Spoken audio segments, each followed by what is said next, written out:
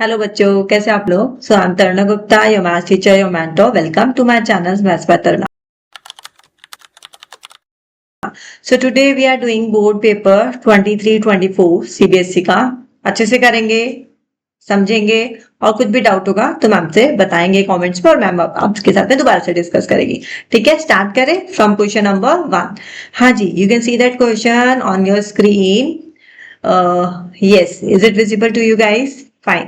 ठीक है जी, सो अब स्टार्ट करते हैं। सो क्वेश्चन नंबर 1 से again I am saying this is our board paper 23-24। ठीक है, हमारा ये 23-24 बोर्ड पेपर है, इसको हम अच्छे से करने वाले हैं। कोई भी डाउट होगा तो आप उससे दोबारा पूछ सकते हैं। ठीक है जी, करते हैं। क्वेश्चन नंबर 1 से स्टार्ट करते हैं। इन the given figure PT is a tangent. अब यहाँ पे देखो ना, ये सर्कल है। टेंजेंट क्या होता है? हमारे सर्कल से टच होते हुए निकलता है एक पॉइंट पे, तो पीटी हमारा टेंजेंट है to circle with centre O and TPO. आपको टीपीओ 35 डिग्री गिवन है, आपको एंगल एक्स निकालना है। ठीक है, एक्स निकालना है तो आपको सबसे पहले ये पता होना चाहिए कि सेंटर और टेंजेंट से जो एंगल बनता है, रेडियस, सेंटर से जो रेडियस, रेडियस एंड टेंजेंट क्या एंगल बनाएगा? 90 डिग्री बनाएगा, राइट। और एक्स जो एक्स है हमारा क्या है? एक्सटीरियर एंगल है, राइट। एक्सटीरियर एंगल प्रॉपर्टी लगा देंगे यहाँ पे हम।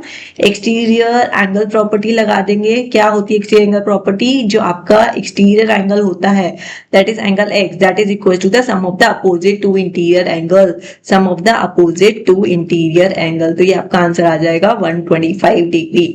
आप डायरेक्टली ऐसे कर सकते हैं, अगर आपको एक्सटीरियर एंगल प्रॉपर्टी याद नहीं आती है तो एंगल सम प्रॉपर्टी लगाओ, दोनों को ऐड करो, 180 से माइनस करो, ये वाला एंगल आ जाएगा। ये वाला एंगल में से 180 में से माइनस कर दो, लीनियर पेयर एंगल लगा दो, दोनों का सम माइनस दिस, तो आपका एंगल एक्स निकल के आ जाएगा। आइदर वेज आप कैसे भी कर सकते हैं।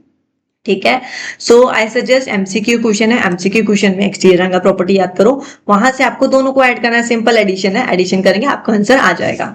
हाँ जी, क्वेश्चन नंबर 2 में चलते हैं। क्वेश्चन नंबर 2 प्रोबेबिलिटी का है। Probability of guessing the correct answer to a certain test question is x/6। ठीक है, करेक्ट आंसर गेस करने की प्रोबेबिलिटी x/6 है। If the probability of not guessing the correct answer to this question is 2/3। Fine. अगर मेरे पास में number है not guessing the correct answer, तो गेसिंग द करेक्ट आंसर मेरा क्या हो जाएगा? 1 - 2/3 and that is equal to what? That is equal to x/6। अब यही क्वेश्चन में गिवन है तो इसको हम सॉल्व कर लेंगे। x/6 एलसीएम ले लो, 3 2 1/3 हो जाएगा। ये कैंसिल हो गया और x का वैल्यू हमारा क्या आ गया? 2 आ गया। So your answer is 2, right. Easy question था प्रोबेबिलिटी का बहुत। Now let's do question number 3। Question number 3 हमारा किसका है? ट्रिग्नोमेट्री का क्वेश्चन है। So from a point on the ground which is 30 meter away from the foot, 30 meter from a point on the ground which is 30 meter away from the foot of a vertical tower. एक vertical tower है और एक point है ground पे, that is 30 meter away. ये 30 metre हमारा away है। अब क्या बोला? एलिवेशन है top of the tower is found to be 60 degree. Top of the tower से एंगल ऑफ एलिवेशन कितना बन रहा है? 60 degree. The height of the tower is, height निकालने को बोला है। ठीक है, हाइट निकाला है, परपेंडिकुलर अपॉन बेस लगा देंगे क्योंकि परपेंडिकुलर हमारे को निकालना है और बेस हमें गिवन है, तो 10 60 डिग्री लगा देंगे। 10 60 डिग्री इक्वल टू h/30 और 10 60 डिग्री क्या होता है हमारा? √3। √3 इंटू 30 इक्वल्स टू h, तो हमारा आंसर आ जाएगा 30√3। इसमें और फर्दर सॉल्व करने की जरूरत नहीं क्योंकि हमारा मैच इस आंसर मैच कर रहा है एमसीक्यू ऑप्शन में से। Very easy question till now, अभी तक तो सही चल रहा है, अच्छा चल रहा है। इजी क्वेश्चंस है, बिल्कुल फॉर्मूला बेस्ड, फॉर्मूलाज याद रखिएगा, उसके बाद में आप करते जाइए। हाँ जी, come to the question number 4। अब question number 4 seems like triangle का है। हाँ जी, तो the in the given figure O is the centre of the circle. O हमारा सेंटर ऑफ द सर्कल है और MN हमारी क्या है? कोड है। ठीक है, कोड है ये। एंड द टेंजेंट ML, और टेंजेंट है हमारा दिस, जो कि M पे क्या बना रहा है? M angle with MN। तो ये MN के साथ में क्या बना रहा है? 70 डिग्री बना रहा है।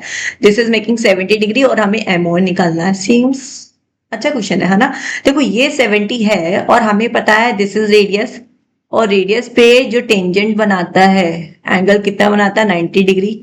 तो इधर भी 90 बनाएगा और 90 इधर बनाएगा, तो 90, ये 70 दे रखा है, तो ये कितना हो जाएगा हमारा? ये कितना हो जाएगा? 20। This is 20, right. ये 20 हो जाएगा। And OM equals to ON, दोनों क्या है? रेडियस है। आइसोसेलेस ट्राइंगल प्रॉपर्टी हो जाएगी, आइसोसेलेस ट्राइंगल प्रॉपर्टी हो जाएगी। ये हमारा क्या हो जाएगा? 20 डिग्री हो जाएगा, राइट। और हमें MON लगाना है। अब ट्राइंगल MON ले लो।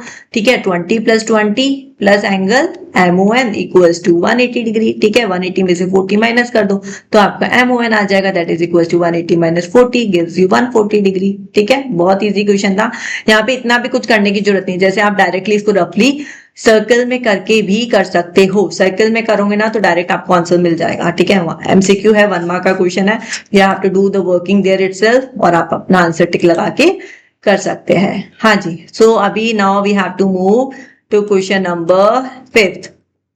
5th में क्या है, इफ